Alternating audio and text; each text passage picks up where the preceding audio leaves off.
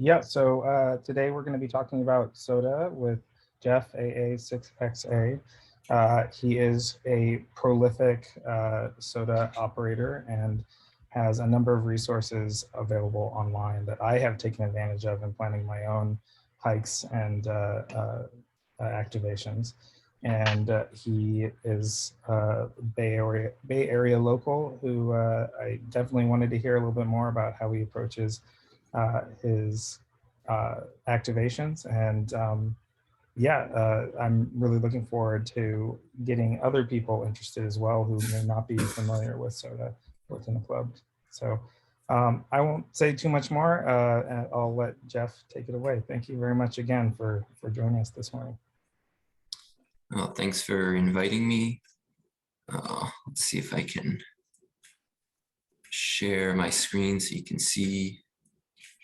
Whoops, that's not what I wanted.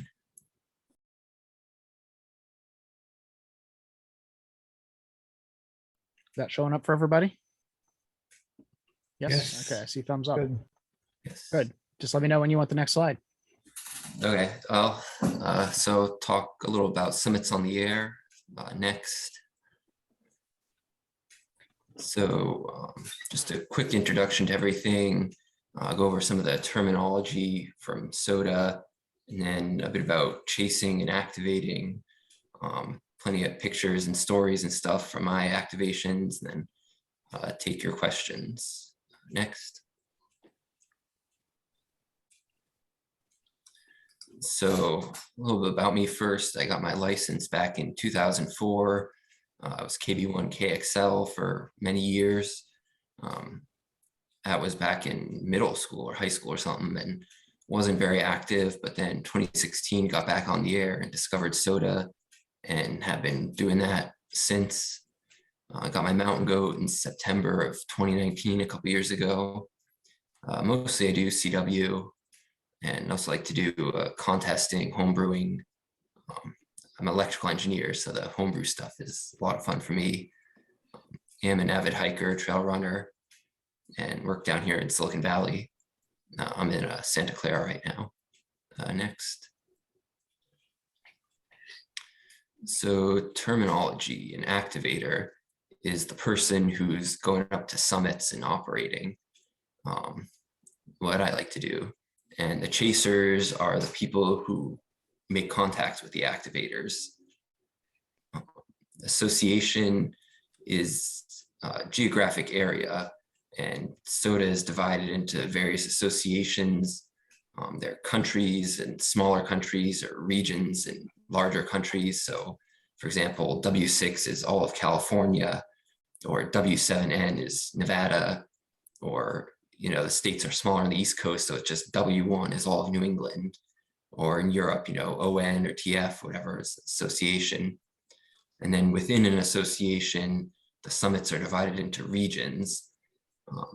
So in California, for example, we have W6/NC is the northern coastal ranges, which are most of the ones in the Bay Area. And there's, I don't know, a dozen different associations in California.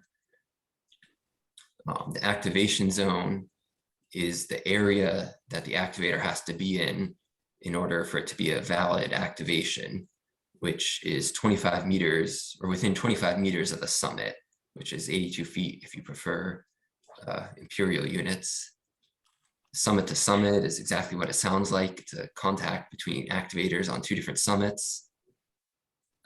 Each qualifying summit is worth a certain number of points. The points are determined by elevation band, not by difficulty or anything. And the association resource manual for each association tells you what elevation bands are for each point. So I think in California, from 0 to about 2,000 feet is 1 point, and maybe 2,000 to 4,000 or so is 2 points, all the way up to 14,500 or however high Mount Whitney is. Will be 10 points as the highest. Some of the regions do have seasonal bonus for winter or summer. The Sierra in the winter, you can get bonus points, or the desert in the summer, you can get bonus points. Mountain goat is when you get 1,000 activator points, and shack sloth when you get 1,000 chaser points. And mountain goat and shack sloth are usually what SOTA participants their main goals are. Next. So chasing, why would you want to chase? Well, it's a good excuse to get on the air, get familiar with your equipment if you don't use it a lot. Most activators are QRP, so their signals can be weak, and learn how to pull out weak signals. And could help you chase in DX later if you like it. Practice using different modes. Get experience at summits vicariously. And a lot of people make videos, write trip reports, so you can hike along with them, so to speak. And it's fun. Who doesn't like making contacts? Isn't that why we all got into ham radio? Next. So if you want to chase, the first thing you want to do is find the activators. The main place everybody posts to is called SOTA Watch. There's a screenshot on the left there from late at night one night when I was putting this together. Activators submit their spots. That's in the browser if you prefer apps. There's SOTA Spotter for Android and SOTA Goat for iOS. Ham Alert also has SOTA triggers, so you can easily find activators.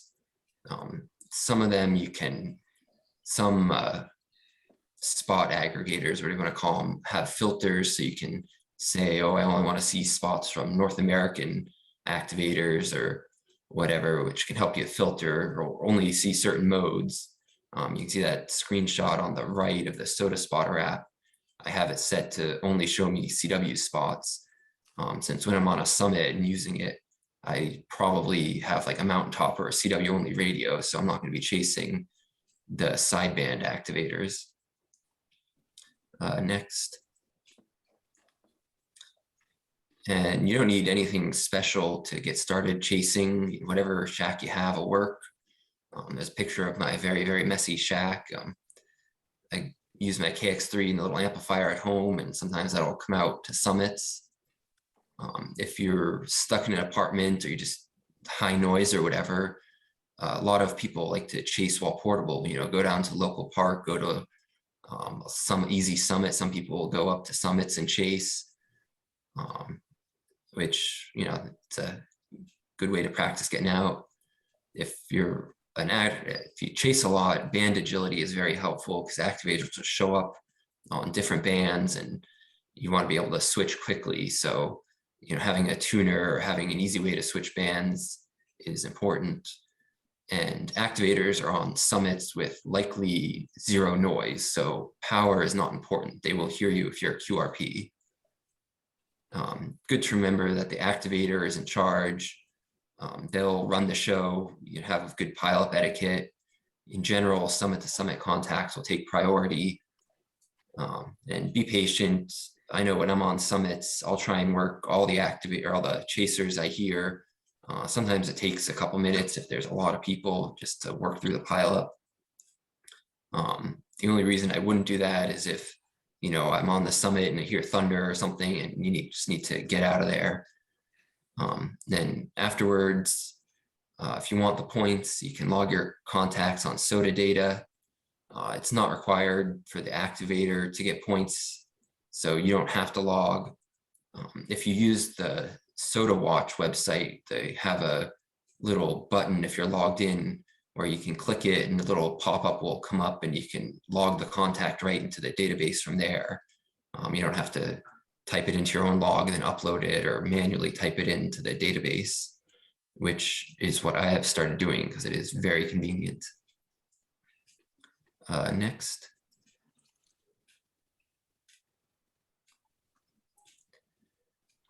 So activating. Why activate? Well, it's fun. Get out, see the sights, experience new mountains. Usually there's no noise on summits, so you can hear everything. Since I started doing SOTA, I've been to so many mountains and parks and other places I would never have thought to go otherwise. And sometimes it's not so great and go once and never go back. And some of the other places have become annual trips for me to go to this park, go to this summit. Next. So planning. The first thing you're gonna have to do is find a summit to activate. There's 2 mapping websites that I'm aware of. The sotamaps.org is like the official SOTA one, but this SOTA Atlas, the SOTL.AS, is a lot more user-friendly, I think, and I've started using that. Hopefully you can either grab a link to the presentation or whatever, so you don't have to copy all these links down now, or that you can put it on the website. Oh yeah, someone clicked on it. Sorry about that. Sorry. Once you've picked out a summit, you got to figure out how to get there. Each summit has its own summit page, which the various maps will link to, where people will post trip reports or information about the summit, and other summits you can find on just regular hiking and peak bagging sites like Peak Bagger or Summit Post, places like that. You can find information. I like CalTopo for drawing out routes and seeing, it's different map layers, so you can see, here's this layer, here's the Forest Service layer, here's the aerial views, and get an idea what the hike's going to be like, and draw lines, put points down and stuff, and annotate maps. There are other ones. If you're going to be doing VHF, you'll probably want to know what you can see. Hey, what's that is a great resource for that. You click on the point and tell it to give you the view, and it'll come up with a map and color in the areas that you can see from that summit. CalTopo also has that ability. It's important to know what you're capable of doing. There are easy summits you can drive into the activation zone. All you have to do is park and set up somewhere nearby. And there are summits I have been on that were nearly impossible bushwhacks. And everybody knows what they're capable of doing, how many miles they can hike and stuff. So make sure you pick a summit you're able to do. Before you go out, put an alert on SOTA Watch so that chasers know to look for you. And don't underestimate how long it will take you to get there. It is very easy to sit at home and say, oh, that's going to be an easy hike, I'll be there in 2 hours. And 2 hours later, you're only halfway up. If you're new at SOTA or hiking, consider reaching out to an experienced activator. I know, or a lot of the activators I know in the Bay Area would be more than willing to set up and go out with new people, and just general hiking safety. Tell someone your plans, be prepared, have the 10 essentials, all that sort of stuff. Next. Oh, here's a screenshot of the SOTA Atlas map of centered on Oakland or Berkeley or something like that. The different colors of the dots are different point values. The dark greens are 1 and the lighter greens are 2 points, and that sort of brownish yellow you can see are 4 pointers. On the actual map, you can click on the points and it brings a little pop-up with the summit name and reference, and a button to expand it so you can see all the information about the summit. Next. This is just a list of some relatively easy summits around the Bay Area, starting at Mount Tam in Marin. That one's a drive up. Richardson East Benchmark is in the Golden Gate National Recreation Area. That's a pretty short hike, about a mile up. Mount Davidson in San Francisco. Sierra Morena is off of Skyline Drive on the peninsula.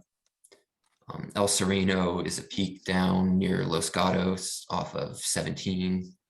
Coyote Peak and Mount Umunum are down in South San Jose.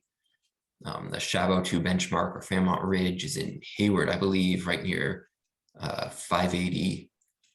Volmer Peak in Tilden Park in Berkeley. And Mount Diablo is an easy one, drive up. Some of those are drive up, some of those require a mile or two hike, but they're all pretty easy. They're all good ones if you want a good first peak. Next. So radios, what are your gear in general? What do you need? The simplest way is just to start, bring your HT. Everybody has one. Everybody has 2 meter privileges. And in the Bay Area, you're almost guaranteed to get at least 4 contacts for activation with all the points. I should mention that you need 4 contacts on a summit in order to get the points. From the East Bay Hills, you have a pretty good view of the whole Bay Area. And from a lot of them, you can see into the Central Valley. And it's not hard to work people in the Sierra foothills with an HT and from the Bay Area hills here. And if you have a J-pole or a Yagi or something like that, it's even easier to work farther or to find people. A lot of people like to do HF. Nothing special is needed. Any radio you're willing to take to the top will work. Having said that, though, if you're hiking a long way, you really don't want to be carrying huge, heavy radios and batteries and stuff. So most people take smaller radios, the KX type radios, mountain toppers, the 817, that sort of radio.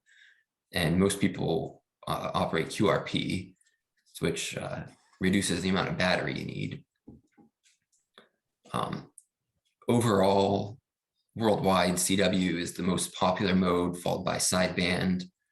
FM, I believe, is the 3rd most popular. Obviously gets used on VHF bands a lot. There are people who go out and do digital modes, and there's no mode requirements. Any mode you're willing to do on the summit and you get your chasers is valid. I imagine you can find someone who's done any mode if you look hard enough. Next. You'll need to power your radio. Lithium batteries are the most popular since they have a lot of energy per weight. So, and they're also usually fairly light, but any battery you have will work. Lead acid, if it's a QRP radio, you can bring a bunch of AA's, it will work. Don't need there's no special SOTA battery. Antennas, like I mentioned earlier, having a bigger antenna for VHF helps a lot. We did some testing, and adding a tiger tail counterpoise will actually really help your HT. Just a 19-inch wire on your HT to act as a counterpoise can increase your signal strength a lot. For HF, people have used all sorts of antennas. NFET half waves and NFET wires in general are probably the most popular for HF, since they're pretty easy to set up. Dipoles are popular, especially if you're running more power. People use verticals.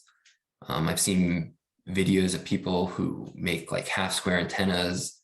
I know K6ARK made a 4-element Yagi for 10 meters and brought it up with this 100-watt radio for the 10-meter contest, and was running that on a summit. And, I have a lot of antennas here because it's fun to try them out, see which ones work well. They all have their strengths and weaknesses, and wire is pretty cheap, so have fun experimenting. For terms of what bands, overall 40, 22, and 30 meters are the most popular 4 bands. However, if you look in the database, you can see there have been activations on every band from 160 up into the high microwaves, 10 gigahertz or even higher. And I expect the higher HF bands will get more popular now that we're coming out of the doldrums of the solar cycle. So I expect 15 and 17 and 10 meters will get bigger in the next couple of years. Next. So once you're on a summit, you gotta set up and everything. First, find a safe and comfortable spot. If it's sunny or cold, that can be different, out of the sun, out of the wind, in the shade. Also be considerate of other people. Some of the summits around here are very busy.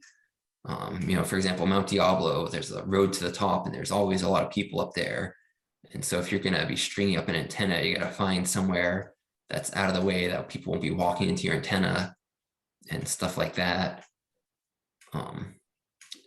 But also don't worry too much about your antenna setup. When you're on a summit, you're on a 2,000, 4,000, 10,000 foot tower, and you're going to get out very well. There are people have told, or I've seen stories, people, they'll be operating and it'll be windy or something, and they'll finish their activation, they'll look over and discover the antenna mass fell over and the antenna's been lying on the ground for the past 10 minutes and they were still making contacts.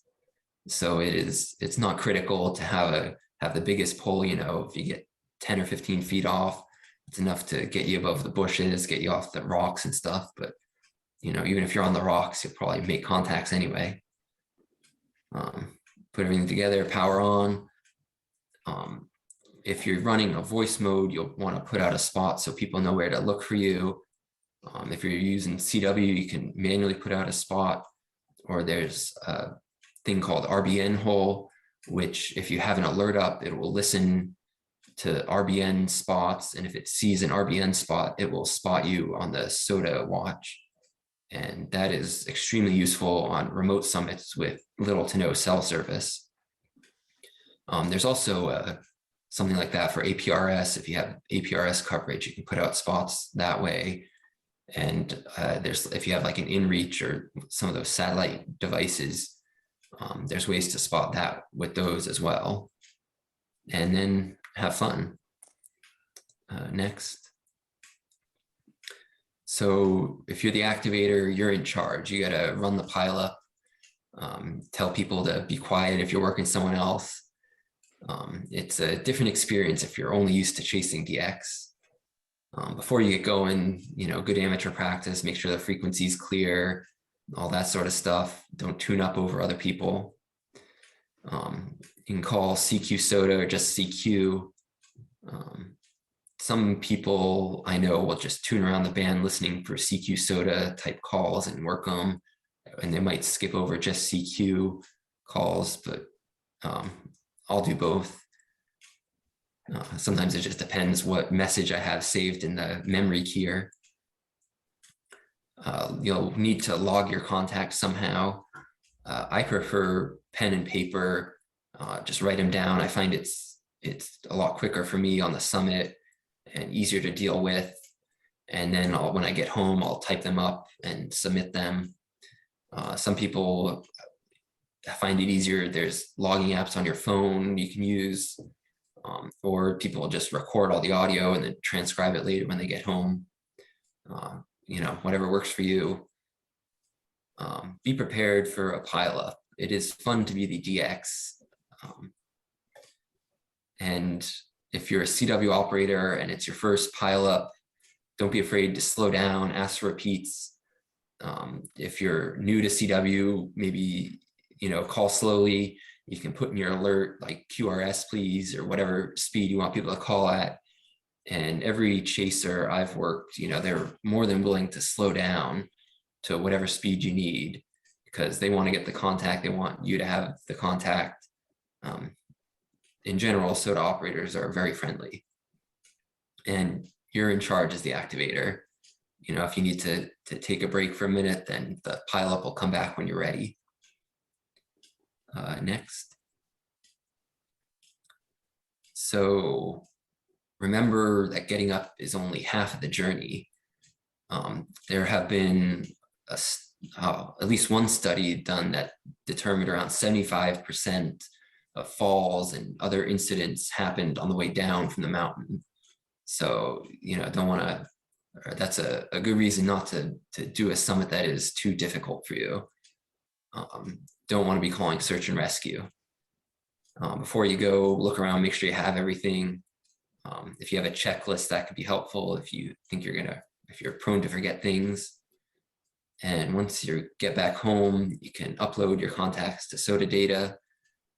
Some logging programs will generate a CSV or ADIF file that the SOTA database will accept. If you only have a couple contacts, you can also directly type them into the database. I wrote a little Python logging program to type in contacts, which I can share if anybody needs one. But I don't know, all of the previous one I was using when I had a Mac, it would generate the CSV file for me, and it was pretty convenient. And since you've successfully done your first activation, the bug will have bitten you, and you'll immediately start planning your next one and the next 5 even, and be counting down the days until you can get back out. Next.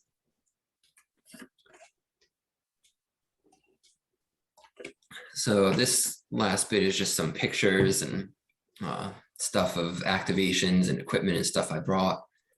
These 2 pictures are from the Sierra. I believe I'm a little bit south of Tahoe, up around Highway 88, somewhere in that area. On the left, there's my mountain topper setup from, I guess it's basically the same now, but the 3-band mountain topper.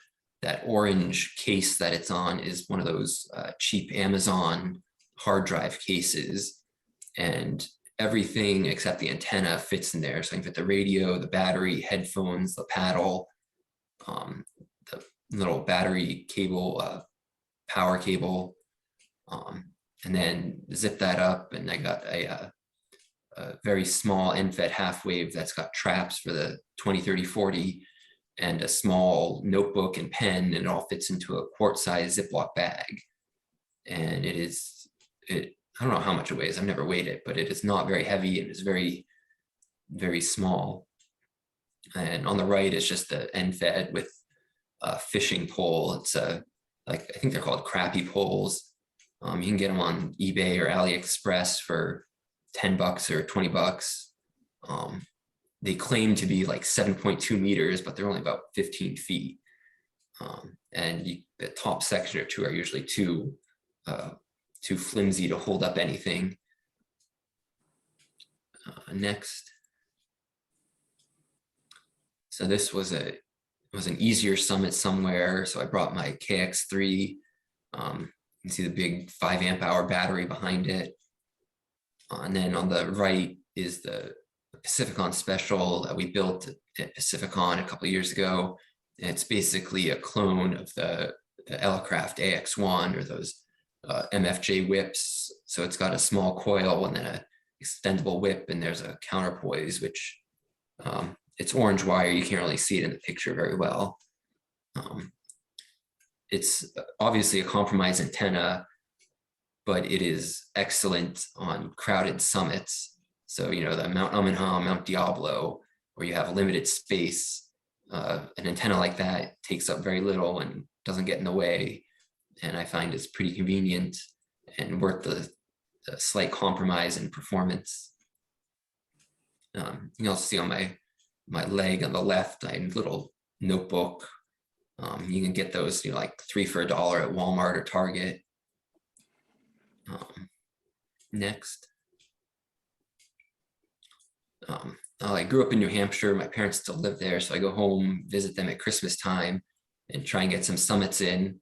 So this was from an activation somewhere in New Hampshire. It's pretty chilly there in the winter, so the activations tend to be pretty short. And I like this picture because you can see there was nowhere good to anchor the close end of the end-fed half wave there. So I simply, you know, clipped it to the water bottle I had, and that was, you know, heavy enough, even though it's only half full, to hold the antenna. You really don't need a lot of tension on your antenna or anything, since you're only going to be there a couple minutes. You know, you can get away with quite a bit if you have a lightweight antenna. Next. This is Coyote Peak down South San Jose. The speaker wire doublet was the first antenna I built and used it for a year or two. You've probably seen it somewhere before. You get 50 feet of speaker wire and split it down to 22 feet. So you have 2 22-foot legs, and the rest works as the feed line. And if you have a tuner, It'll work on from about 60 meters to 10 meters, maybe even, 80 and 6 meters if your tuner has a wide enough range. And so that it worked well. I mean, plenty of contacts on it. It's a bit more work, it seems, sometimes to set up, since you got to run out each leg compared to an end fed, which is why I don't use it as much. But I still have it coiled up somewhere if I ever wanted to take it out again. Next. This is Black Mountain above Palo Alto. That's a pretty good place for VHF. You can see I have the HT and then a 2-meter bandpass filter in between the HT and the antenna, because there's a lot of towers and stuff. There's some repeaters up on the summit and all the other microwave stuff you expect to see. And you quickly learn that HTs get deaf in high RF areas. Just front end descents, or you get mixing stuff, and it's a real mess on summits with a lot of towers. And so the bandpass filter just knocks all that down enough that you can hear people calling you. Some radios have pretty good front ends. You don't need the filter, but like cheap radios, particularly the Baofeng, is notoriously bad for front end overload and being deaf in high RF areas. So since I do a lot of SOTA, I spent the $50 or however much it was for the filter, and it has definitely been worth it. Next. VHF and SOTA go together very well. And I like doing contests, and I realized very quickly that it was the VHF contests were the perfect thing to do on summits. This is, well, the picture on the right is what I took up this couple, 2-3 months ago, whatever, this year for the January VHF contest. And I believe the picture on the right or on the left is, I don't know, it could have been this year, previous year, but I don't know, maybe I go a little overboard, but I have all the bands from 6 meters up through 1296. And this year I added 10 gigahertz. And so I bring that all up in the various antennas and feed lines and multiple poles to put them all on. And there's a summit at Loma Alta up in Marin, which is where I like to go in January. And it's, I don't know, I enjoy it. And the challenge of setting it up and carrying it up and making contacts. Some of you are probably looking at me like I'm crazy. It's a lot of weight, not something to do every day. You can see I got the KX3, and then there's an 817 next to it. One of those is, let's see, this time I used the 817, this 2-meter sideband, and the KX3 as the IF rig and 6-meter rig for the various transverters for the higher bands. Next. This was a different year. I still haven't figured out a good way to mount the Yagis like that for 1296 or 902. So I just hold everything in my lap like that and point the antenna as best I can by hand. And it works. You know, I've worked a guy down near Fresno on 1296, which I looked it up afterwards. There's some ridges in the way, so it's not a direct line of sight. So my guess is he was doing the heavy lifting with some power and bigger antennas, but you know, you can get away with a lot if the other person has a good station. Next. This is Mount Sizer in Henry Coe State Park. Well, Mount Sizer is pretty far away. It's not an easy hike, but this picture, you can see got the end fed going up the pole, and it's tied off to the bush in the distance there. And the pole is just leaning against the bush. It's not tied on or anything. So, you know, if you're only operating for 20-30 minutes, you really don't need to stake everything out and make it bomb proof. Just not putting too much tension on the antenna wire was enough to to hold everything up like that and long enough to operate. Next. This is, I forget what summit this is, but somewhere up in the North Bay. That's Lake Berryessa in the distance. And, you know, it's just one of those places I would never have thought to go if there wasn't a SOTA summit there. And, you know, sometimes you just get awesome views like this and makes you want to go back and stuff. Next. There's a homebrew station. Sometimes I'll bring up all my homebrew transceivers. It's a, you know, it's a different challenge doing that. That's the one in the blue case. There is a 5-watt transceiver from kitsandparts.com for 40 meters. At the time I didn't have a resonant antenna, so I brought my little BLT, a balance line tuner, which I don't know if you can get those anymore. And then the homebrew NFET half or NFET random wire, and then just a battery and a Palm Pico paddle. And I have that. I have some, like I have a QCX MIDI for 17 that I'll bring with this radio sometimes and do 40 and 17. And I have a 20 meter homebrew rig, the what was it, ME20 Plus, the clone of the old Small Wonder Lab radio. And I don't know, I have a couple other unfinished kits and stuff, so hopefully I'll be able to take the other ones out once I finish them. Next. I stole this photo from Brian N6IZ. You can see his high-tech way of holding his paddle down, just one of those giant reusable zip ties to his leg. And Brian likes to use resonant vertical antennas. So I think he brings like a 16-foot piece of wire and a couple more to work as the ground plane and gets it up in a tree. And you can see at the bottom, he has a toilet paper roll that he wrapped a loading coil on so he can get on 30 or 40 or something. And I thought that was a pretty clever idea. A cheap way to make a loading coil, I guess. Next. Sometimes you're just out late or have a long hike, and you, especially in the winter, start hiking out at sunset. And if it's the weather cooperates, you can get some pretty nice views.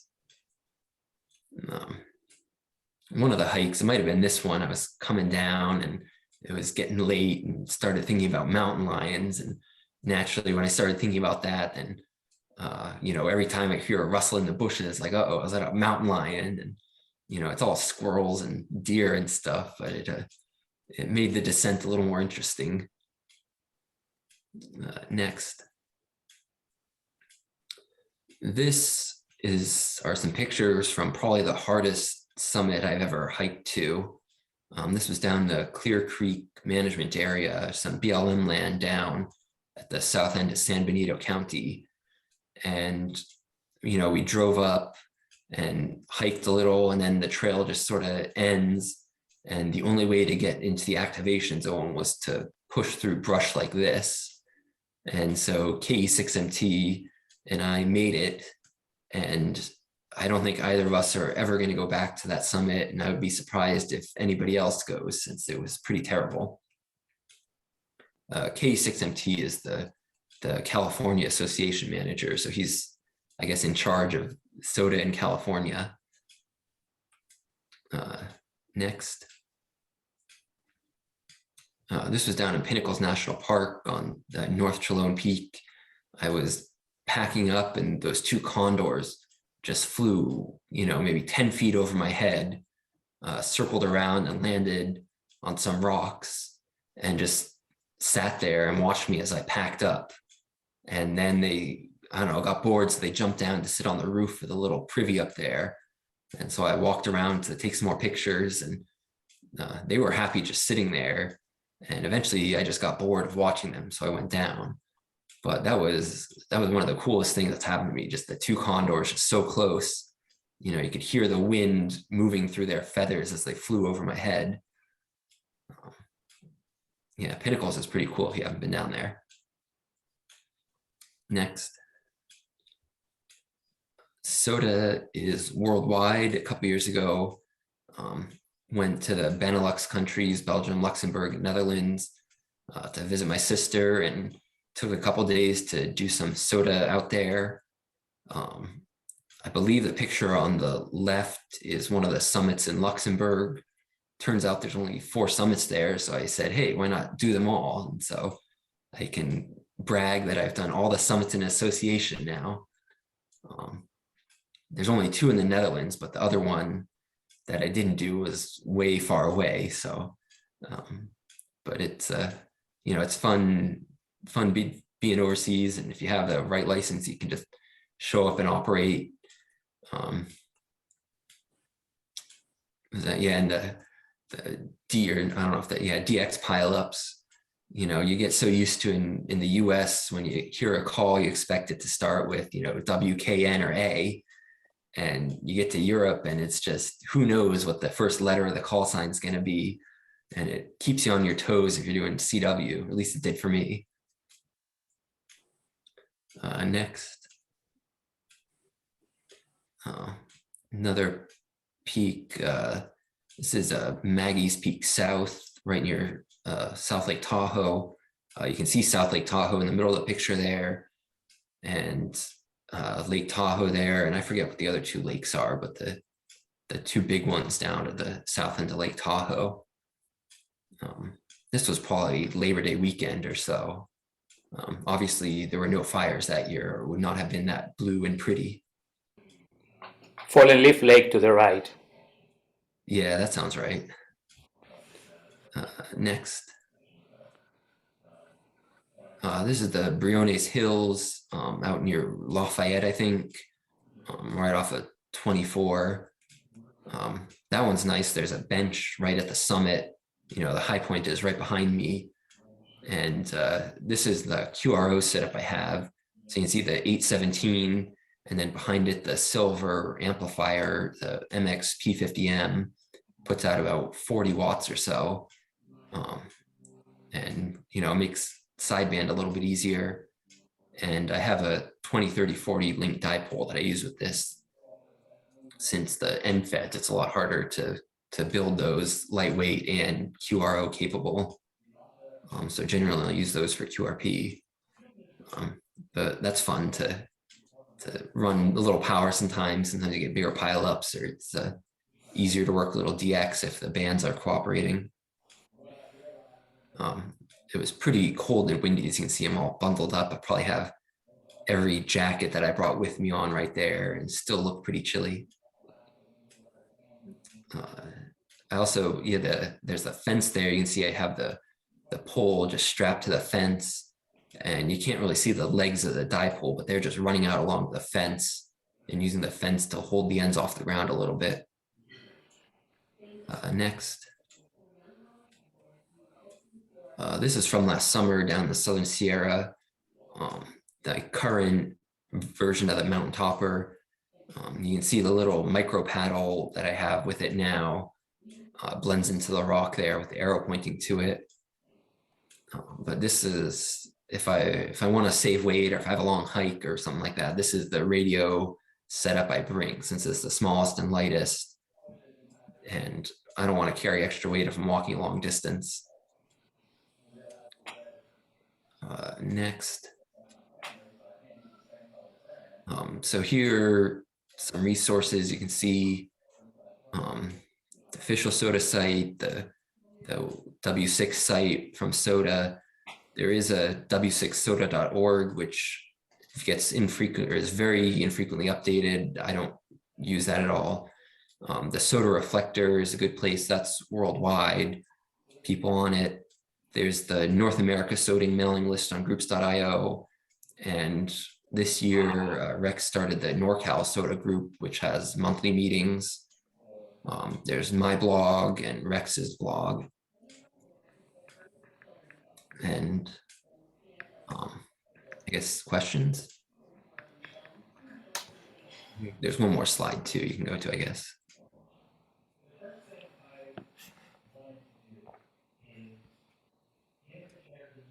Fantastic. Thank you, Jeff. That was awesome.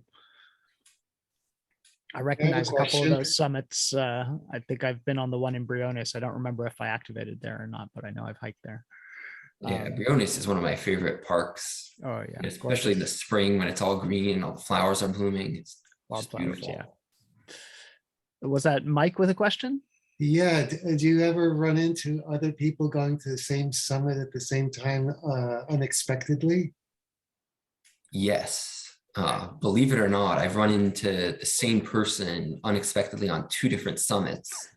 I was down in Southern California for work a couple years ago, and I was up on a summit and just, calling CQ, and I see this guy hiking up. And so I, took one of my earbuds out because I had figured he was going to ask what I was doing. And he walked up and said, "Oh, are you Jeff AA6XA?" And, my jaw dropped because, I had no idea who this guy was. And he's like, "Oh, I'm KD7WPJ, like I'm gonna go set up over there and, try not to interfere with each other." And so I was like, "Oh, well, that's, interesting." And a year or 2 later, I was hiking up to a summit, and as I'm getting, the trail sort of like winds around the last turn to the summit, and I'm walking up, it's like, man, it really sounds like Morse code coming from the summit. And I come around the bend, and who is it but KD7WPJ already up there operating.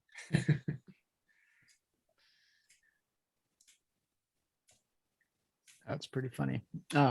Weldon, do you have a question?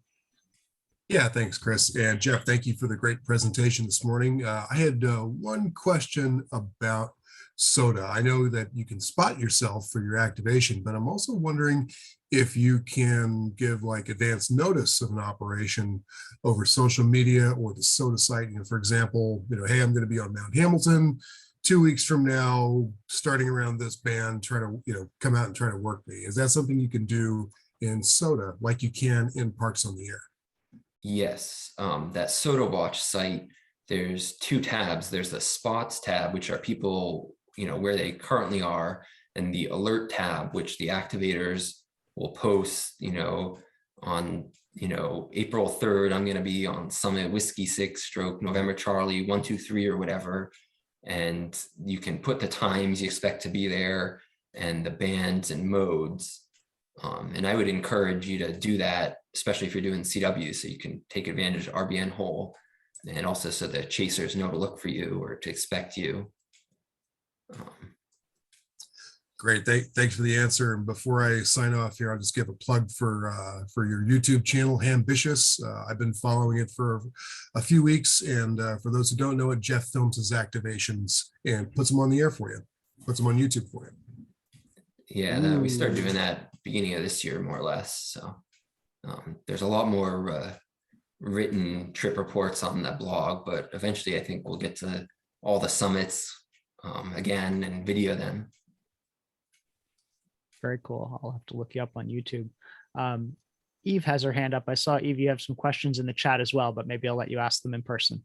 Thank you. Same question. The first question's been answered. I was asking about the radios, the small blue radios you were showing in your slides, and I'm told that's Mountain Topper. Yeah, that's my first question though was, how do you tackle CW over an HT? You'd probably have to have like a keyer or something that produces an audio tone and just transmit that. Whatever. Do you do CW over an CW. HT, or do you generally use HTs just for voice? I've only ever used an HT for voice. If I'm going to do CW, either if I want to do it on VHF or 2 meters, whatever, I'll bring the 817, which can do CW directly on 2 meters, or I'll do CW on HF, where it's a lot more common.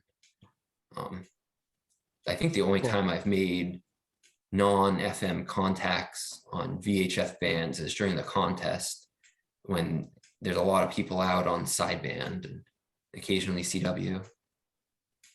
Okay, thanks. Yeah, so I guess the answer to Eve's question is that you don't really do CW over an HT. They're 2 separate things. Do you have any more about the Mountain Toppers for other people who are curious, or where you can get more info on those? Oh yeah, as I say, the Mountain Topper, well, the one I have is the 3-band, which I don't think they make anymore. L&R Precision is the company that sells them. And last I looked, they're only selling the 4-band version, which has 80, 40, 30, 20. So I don't know. I think they made a mistake picking 80 instead of 17 or 15 for the 4th band, but I guess they don't listen to the SOTA ops or something. But yeah, L&R Precision is where you can get a mountain topper if you want one. Excellent.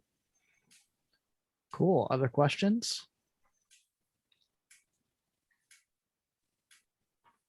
I see we have links to your Instagram where I found some great photos, and YouTube, which I look forward to exploring. And yeah, there's a Slack for the North American SOTA that I've started looking at recently as well. So lots of good resources there to connect with Jeff and others doing SOTA.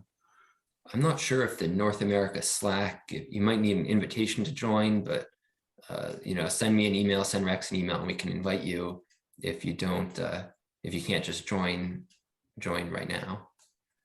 Yeah, I remember when you first started it, there were some instructions for getting an invite or something. So probably good to join the groups.io first, and probably find most of the answers there, I guess.